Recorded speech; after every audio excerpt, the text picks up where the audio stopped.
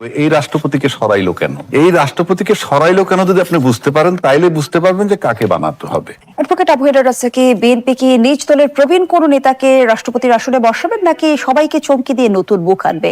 আপনার বিশ্লেষণ কি বলছে? দেখেন আজিজ ভাই যা বলছে এরপর তো বলার নাই কিছু, সবই বইলে ফেলাইছে। তবে তারপরেও বলি, রাষ্ট্রপতি যদি উনি বলছেন একটা অলংকারিক পদ, কিন্তু রাষ্ট্রপতি কিন্তু সশস্ত্র বাহিনীর সর্বাধিনায়ক। আবার রাষ্ট্রপতিকে গুরুত্বপূর্ণ এই কারণে অধ্যাদেশও জারি করতে হয় পার্লামেন্ট যখন থাকে না। এই যেমন এখনো যদি এই মুহূর্তে কোনো জরুরি আইন করতে হয়, অধ্যাদেশ জারি করতে হলে রাষ্ট্রপতিই করবে, সংসদ আবার না বসার আগ। তবে স্বাধীনভাবে করবে না, সেটা তো আরেক চ্যাপ্টার। আর কিন্তু প্রশ্ন হচ্ছে আপনি রাষ্ট্রপতি কাকে বানাবে তার আগে ভাবতে হবে এই রাষ্ট্রপতিকে সরাইলো কেন। এই রাষ্ট্রপতিকে সরাইলো কেন যদি আপনি বুঝতে পারেন, তাইলে বুঝতে পারবেন যে কাকে বানাতে হবে। এই রাষ্ট্রপতিকে কি সরানো হয়েছে নাকি রাষ্ট্রপতি নিজে পদত্যাগ? রাষ্ট্রপতি নিজে যদি পদক্ষেপ মানে নিজে সরে যেত, তাইলে দুই বেলায় দুই পদের কথা উনি বলতেন না। যারা তাকে অরিজিনালি নিয়োগ দিছিল তারা তখন বলছেন যে বঙ্গবন্ধু স্বাধীনতার ঘোষক, আবার যখন এই সরকার আসলো তখন বলেন জিয়াউর রহমান স্বাধীনতার ঘোষক। এইটা বলতেন না যদি উনি স্বেচ্ছায় যাইতেন। আমার বঙ্গবন্ধে থাকতে হবে, তাতে যাকে যা বললে খুশি হয়, যা বলা দরকার তাই বলবো, কি আসে যায়, এতে আর যাই হোক গ্রহণযোগ্যতা থাকে না। এখন প্রশ্ন হচ্ছে যে আপনি সকালে এক কথা বিকালে এক কথা বললে সাময়িকভাবে আপনাকে অ্যালাউ করতে পারি আমি, কিন্তু আপনার বিশ্বাসযোগ্যতা বা ক্রেডিবিলিটি বলতে যা বোঝায় সেটা থাকে না। এখন বলতে পারেন যে বিএনপি তাকে এই 5 মাস রাখছিল কেন? বিএনপি তাকে রাখছিল অনেকগুলো কারণে। এক নম্বর, আওয়ামী লীগ 16 বছর রাজত্ব করছে। এই 16 বছর রাজত্বের মধ্যে একটা বিরাট বলয় আওয়ামী লীগ তৈরি করছে, সেটা রাজনৈতিক মাঠে, সেটা আপনার আমলাতন্ত্রের মধ্যে, সেটা আপনার মিডিয়ার মধ্যে, সর্বত্র প্রশাসনিক ইয়ের ভিতরে 16 বছর লালন করা ইয়ে থেকে চট করে রাষ্ট্রপতিকে সরাইতে পারে নাই। এবং রাষ্ট্রপতিকে সরানোর জন্য বলছে, তখন বিএনপি বলছে সাংবিধানিক সংকট হবে। আসলে সেটা বুঝতে তারা বাধ্য হয়েছে পরিস্থিতিগত কারণে। কেননা রাজনীতির আন্দোলনে কেউ সরে না, আলটিমেটলি প্রশাসন যদি সাথে না নামে। অর্থাৎ শেখ হাসিনা যখন চলে গেছে তখন কিন্তু প্রশাসন স্টপ হয়ে গেছে, তাই ফায়ারিংটাকে স্টপ করতে হয়েছে। এই যে করতে হয়েছে ওটাই তার যাওয়ার জন্য কারণ। তো যেহেতু ওই সময় বলছে সাংবিধানিক সংকট হবে, এটা রাজনৈতিক নেতাদেরকে দিয়ে বলানো হয়েছে। কেননা আর্মি পক্ষে এটা বলা সম্ভব না, আমলারা এটা বলতে পারবে না, কারণ তারা প্রজাতন্ত্রের সার্ভিস দেয়, প্রজাতন্ত্রের সেবা দেয়, সে কারণে বলছি। তাইলে এখন তাকে সরাইলো কেন? কারণ আপনি তপ্ত লোহার উপরে বসছেন। যখন আজকে বিএনপি যখন দায়িত্ব নিছে তখন তপ্ত লোহার উপরে বসছে, এবং সেক্ষেত্রে ওই যে বলয়টা 16 বছরের পুরাতন বলয়, তার থেকে বেরোইতে অনেক সময় লাগছে।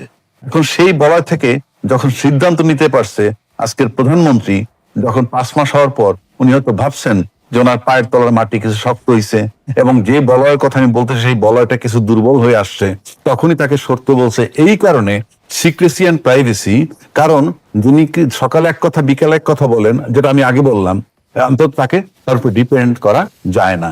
এবং এই সরকার আমার কাছে মনে হয় নির্বাচনের সময় যে জায়গাটায় ছিল বা নির্বাচনের ইমিডিয়েট আগে, সেটা নির্বাচনের পর সময়ের ব্যবধানে আমার কাছে মনে হয় যে কোনো একটা অনেক জায়গা থেকে সরে আসছে এই সরকার। সরে আসার কারণে ওই বলয়ের সাথে তার একটা প্রবলেম তৈরি হতে পারে, একটা গ্যাপ তৈরি হয়েছে। তা নাহলে যাকে 5 মাস রাখলাম তাকে এখন সরানোর প্রয়োজন ছিল না। এই যে রাষ্ট্রপতি, যে বলয়ের রাষ্ট্রপতি, আওয়ামী শক্তির রাষ্ট্রপতি, সে কারণে তাকে সরাইতে হইতেছে এখন, যেটা এই সরকার মনে করতেছে, তাই তাকে বলা হয়েছে। এখন যদি আমাকে প্রশ্ন করেন তাহলে কাকে বানানো যায়, এখন বিএনপির ভিতরে বানানোর লোক আছে। আজিজ ভাই বলছে যে তুমি যোগ্য। ইয়েস, আমি তাকে অযোগ্য মনে করি না, কারণ আমরা ইতিমধ্যে দেখেছি এমন অনেক প্রতিভাবান লোক পছন্দ করেছেন বিএনপির টপ নেতারা, একদম সর্বোচ্চ নেতা যিনি, তাকে নিয়ে অনেকজনে অনেক কথা বলে। কিন্তু আমি বলি যে না, এটা হয়তো সঠিক না, কারণ মাননীয় প্রধানমন্ত্রী তার তৃতীয় নয়ন দিয়ে কার প্রতিভা কিভাবে দেখছেন আমরা সেটা জানি না।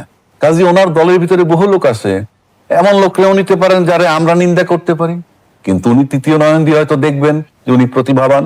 আবার উল্টা দিকে আসেন আর একটা কথা বলি, এটা আমার কনসার্ন। আমি একটা সচেতন লোক হিসাবে যেই বলয় থেকে উনি বেরিয়ে যাচ্ছেন এবং যে সমস্ত কারণে এই রাষ্ট্রপতিকে সরানো হইল উনি ওনার দলের ভিতর থেকে এমন কাউকে যাতে না নেন যিনি একই বলয়ের হয়ে যান, কিংবা শাহাবুদ্দিন সাহেবের মানে রিপ্লেসমেন্ট যাতে হুবহু না হয়ে যায়। কেননা কোন দলই, ওই দল থেকেই বলা হচ্ছে, তার উপদেষ্টারাও বলতেছে অনেক গুপ্ত জামাতও নাকি বিএনপি ভিতরে আছে, সুপ্ত অনেক লোক আছে, গুপ্ত অনেক লোক আছে, তার দলের লোকেরাই বলছে। তো যদি বলে, কিন্তু বিএনপিতে আওয়ামী লীগের বলয় কি আছে? সেটা আমি কেমনে বলবো? গুপ্ত সূত্র যদি থেকে থাকে আপনি কেমনে বুঝবেন? সে কারণে আমার অনুরোধ থাকবে যাতে বিচক্ষণতার সাথে উনি মাননীয় প্রধানমন্ত্রী এমন একজনকে চুজ করবেন, সে যাতে যাকে সরাইলেন তার কপি না হয়ে যায় গুণগত ভাবে। ধন্যবাদ জানাচ্ছি অ্যাডভোকেট আবু হেনা রাজাকে। যারা বেবি আজিজ, যেমনটি অ্যাডভোকেট আবু হেনা রাজাকে দাবি করছিল যে রাষ্ট্রপতিকে সরিয়ে দেওয়া হয়েছে, একটু জানতে চাই, যদি রাষ্ট্রপতি পদত্যাগ সমঝোতার ভিত্তিতে হয়ে থাকে, সেটি কি আসলে রাজনৈতিক সমঝোতা? সমস্যা নাই, সরকার আছে, অনেক দিন তাকে রাখছে, তখন রাখছে। আমরা এটা প্রকাশ্যে জানি যে বিএনপি এবং আর্মি যাতে আপনার রাষ্ট্রের শূন্যতা তৈরি না হয় তাকে রাখা হয়েছে।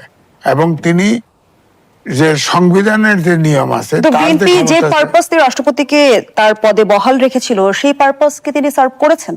করেছে তো। সংসদে যা বলছে না, জিয়াউর রহমান স্বাধীনতার ঘোষক, সেটা তো কোনো 106 অনুচ্ছেদ উনি বলুক, 106 অনুচ্ছেদ অনুযায়ী রেফারেন্স নিয়েছে না, কোথায়? কিন্তু প্রধান রাষ্ট্রপতিকে বিচারপতি- নিজে থেকে বক্তব্য দেওয়ার সুযোগ ছিল, শুধু তার- লিখিত তার- বক্তব্য। বুঝি নেই। আপনি সংসদের কথা বলছেন, সেখানে তো লিখিত সংসদে বক্তব্য। তো ওটা সরকারের ক্যাবিনেট যেটা লিখে দিছে ওটা উনি বলছে, এটাই তো বলবে, এটাই তো তার ক্ষমতা। প্রধানমন্ত্রীর পরামর্শ ছাড়া তো কিছু তার করার এখতিয়ার নাই। যে আমি যেটা বলছি যে প্রধান কিন্তু বিচারপতি ওই নিয়োগ, বক্তব্যের মধ্য দিয়ে কি পারপাস সার্ভ হলো? তাকে অফিসিয়াল কাজটা করা।